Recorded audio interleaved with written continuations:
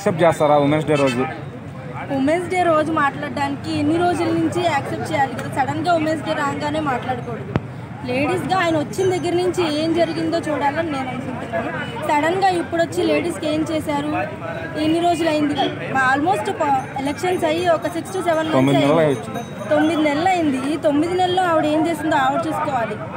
ఆవిడకి కొత్తగా పదవి వచ్చింది కదా అంటే మాట్లాడేదానికి, సో ఆవిడ ఇష్టం వచ్చినట్టు మాట్లాడుతుంది. మరి పదవి వచ్చింది కదా అని మాట్లాడకూడదండి, ఎప్పుడు ఫస్ట్ నుంచి ఒకేలా ఉండాలి. ఏమో పవన్ కళ్యాణ్ చేస్తున్నాడో చేయట్లేదా అని నేను ఆయన ఏమన్నాను, ఎందుకంటే వాళ్ళకు ఉండేవి వాళ్ళకు ఉంటాయి, ఎవరికి ఉండేది వాళ్ళకు ఉంటుంది. 9 నెలల నుంచి రాంది సడన్గా పదవి వచ్చింది, ఉమెన్స్ డే వచ్చిందని మాట్లాడకూడదు. ఎప్పుడు ఫస్ట్ నుంచి మాట్లాడితే బాగుంటుంది అనుకుంటున్నాను. శ్యామల గారు అంతకుముందు ఒకలా ఉన్నారు, ఇప్పుడు ఒకలాగా ఉన్నారు, బట్ ఎప్పుడు ఒకేలా ఉండాలని కోరుకుంటున్నాను. మొన్న లాస్ట్ టైము జగన్ గారు ఒక మాట అన్నారు, పవన్ కళ్యాణ్ గారు ఎమ్మెల్యేకి తక్కువ కార్పొరేటర్ ఎక్కువ అని. అయితే మళ్ళీ ఇంకొకసారి పవన్ కళ్యాణ్ రెండోసారి గెలిచారనుకోండి, అప్పుడు ఆయన రియాక్షన్ ఏంటంటారు? ఏమో మారొచ్చేమో కదా, ఆయన రియాక్షన్ మారాలనే కోరుకుంటున్నాం. ఎందుకంటే ఈ 5 yearsలో ఆయన ఏం చేస్తే దాన్ని బట్టే ప్రజలు వాళ్ళని జడ్జ్ చేయడానికి ట్రై చేస్తారు. మేబీ మళ్ళీ గెలిపించాలి అంటే ఆయన చేసినదే కారణం కదా, ఆయన ఏదైనా చేస్తేనే గెలిపించగలం. లేకపోతే మేబీ ఆ ప్రభుత్వం కూడా దిగి మళ్ళీ జగన్ రావచ్చు, లేదు సడన్గా ఎవరైనా లేవచ్చు, ఏదన్నా జరగచ్చు, చెప్పలేం కదా మనం. శ్యామల గారు ప్రెస్ మీట్ పెడుతున్నారంటే ఈ మధ్యన బాగా ట్రెండ్ అవుతున్నారు. మరి నిన్న వచ్చి పవన్ కళ్యాణ్ గారిని ప్రశ్నించారనమాట. 30,000 మంది ఆడవాళ్ళు గురించి ఊగిపోయారు కదా మీరు, మరి ఈ రోజు ఏమైంది, ఉమెన్స్ డే సందర్భంగా అడుగుతున్నాను, దానికి సమాధానం చెప్పండి, మీకు మాట మీద నిలబడే తత్వం లేదా అని అడిగింది ఆవిడ. ఏమైందంట మహిళలకు ఇప్పుడు? అంటే గత ప్రభుత్వంలో కిడ్నాప్ అయ్యారు కదా వాళ్ళు, ఎవరు కిడ్నాప్? 30,000 మంది ఆడవాళ్ళు గల్లంతయ్యారంట ఎప్పుడు? గత ప్రభుత్వంలో. దాని పట్ల మరి ఆ గత ప్రభుత్వం ఏం యాక్షన్ తీసుకోకపోతేనే పవన్ కళ్యాణ్ గారు క్వశ్చన్ వేశారు. ఇప్పుడు ఈవిడేం అడుగుతుందంటే మరి మీరు అడిగారు కదా, మరి మీరేం చేశారు దానిపైన అడిగింది ఆవిడ. అడుగుతారు మామూలుగా, ప్రతిపక్ష మామూలుగా పార్టీ అంట రూలింగ్లో లేనప్పుడు ఏదేదో ఊగి మాట్లాడతారో వాళ్ళ మీద ఎడుతారు. మళ్ళీ పార్టీ అధికారంలోకి వచ్చినాక సరిగ్గా చేయరు, వీళ్ళు అడుగుతూ ఉంటారు, వాళ్ళు సరిగ్గా ఉంటారు, అంతే చేయలేదు. అయితే మన జగన్ అన్న ఒక మాట అన్నాడు, మొదటిసారి ఎమ్మెల్యే అయ్యాడు కదా పవన్ కళ్యాణ్, ఖుషీలో ఉన్నాడు అన్నట్టుగా మాట్లాడాడు. మరి ఒకవేళ రెండోసారి కూడా ఎమ్మెల్యేలో అంతకన్నా పై స్థాయికి వెళ్తే అప్పుడు జగన్ అన్న రియాక్షన్ ఏంటి, అసలు ఆ పార్టీ రియాక్షన్ ఏంటి? రియాక్షన్ బాగానే ఉంటుంది అన్న, ఎందుకంటే ఆల్రెడీ సీఎం చేసినాడు కాబట్టి బాగానే ఉంటుంది. కొంచెం చూసుకొని మాట్లాడితే బాగుంటుంది వాళ్ళు కూడా, ఎందుకంటే పులివెందుల జగన్ అన్న అందరు బాగుంటే ఆ మనిషి బాగుంటాడు. అంటే ఆ మనిషికి మాట్లాడితే వేరే ఉంటుంది. ఆ మనిషికి రాజకీయాలు అంతా ఓకే, పవన్ కళ్యాణ్లో గెలుపుని తట్టుకోలేకపోతున్నారు కదా, ఆయన ఓడిపోయిన దానికన్నా కూడా పవన్ కళ్యాణ్ గెలిచాడు అనేది తట్టుకోలేకపోతున్నాడు కదా, రెండోసారి గెలిస్తే ఏంటి మళ్ళీ ఆయన అసలు ఉంటాడా స్టెబిలిటీగా? వీళ్ళే ఊహించలేదన్న, పవన్ కళ్యాణ్ గారికి అంత మెజారిటీ, అంత హోదా, అంత ఇది అనేది ఊహించలే. అంత ఒక హఠాత్తుగా ఒక స్థాయికి వచ్చేసరికి కొంచెం బాధ ఇది అన్నీ ఉన్నాయి. ఇంకా అదే మరి రెండోసారి వస్తే ఇంకేంది రియాక్షన్? బాధతో పోయిద్దా, ఇంకా నెక్స్ట్ కొంతమంది హార్ట్ అటాక్ వస్తుంది అంటే? రెండోసారి వచ్చే కనుక ఎవరు ఏం రాజకీయాలు చేయబడి. పవన్ కళ్యాణ్ గారు 30,000 మంది ఆడవాళ్ళు గల్లంత అయిపోయారు, ఆ రోజు ఊగిపోయారు కదా, మీకు పౌరుషం లేదా, మాట మీద నిలబడటం చేత కదా మీకు అని అడిగింది. అసలు ఆవిడకి అంత మాటలనే అర్హత ఉందా?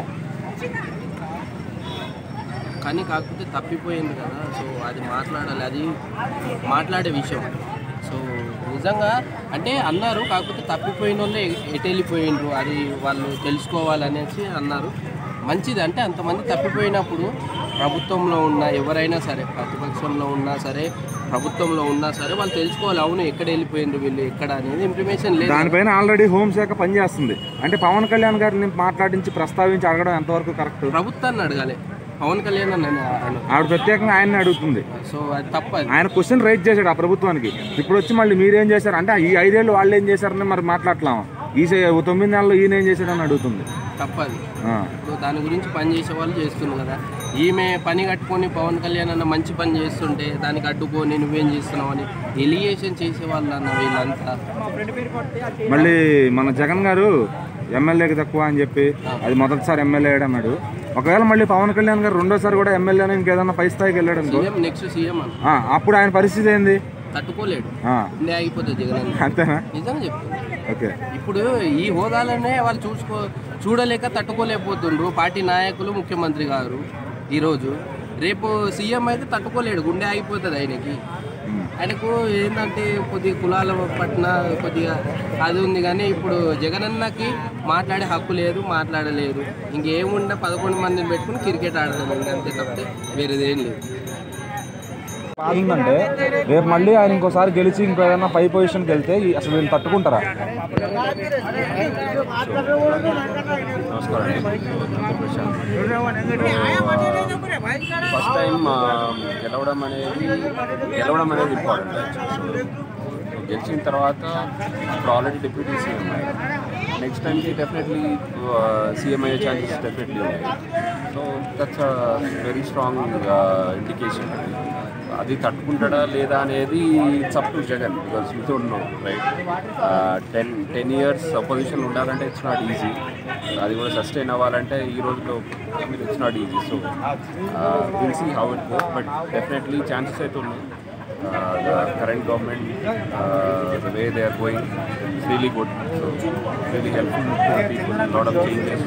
One I maybe it's in favor. It might work in favor. అలానే యాంకర్ శ్యామల గారికి స్పోక్స్ పర్సన్గా ఇచ్చారు ఛాన్స్. ఆవిడ ఈ మధ్యన మాట్లాడే ప్రతి మాట కొంచెం హైలైట్ అవ్వాలనే విధంగా మాట్లాడుతుంది. సో అట్లానే పవన్ కళ్యాణ్ గారు మొన్న ఊగిపోయారు కదా, లాస్ట్ ప్రభుత్వ హయాంలో 30,000 మంది లేడీస్ గల్లంతయ్యారని న్యూస్ ఉంది. సో దాని గురించి మీరు ఇప్పుడు ఏం మాట్లాడలేదండి, మీ పౌరుషం లేదా, మాట మీద నిలబడరా అని అడిగింది. ఆవిడకి అసలు ఆ మాట్లాడే అంత సీన్ ఉందంటారా ఈయన గురించి?